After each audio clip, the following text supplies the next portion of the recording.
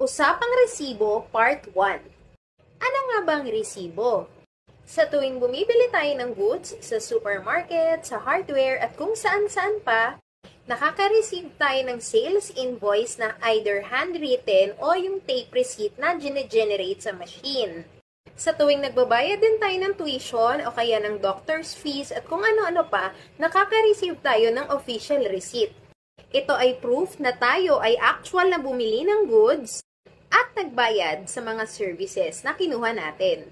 Alam mo ba na kapag nag-business ka, required ka na magpa-print at mag-issue ng sales invoice o official receipt? At makakatulong ito sa iyo bilang business owner para magkaroon ng maayos na monitoring ang iyong sales. Nagbibigay din ito ng peace of mind at confidence sa ating mga customers na hindi tayo scammer at hindi natin sila lolokohin.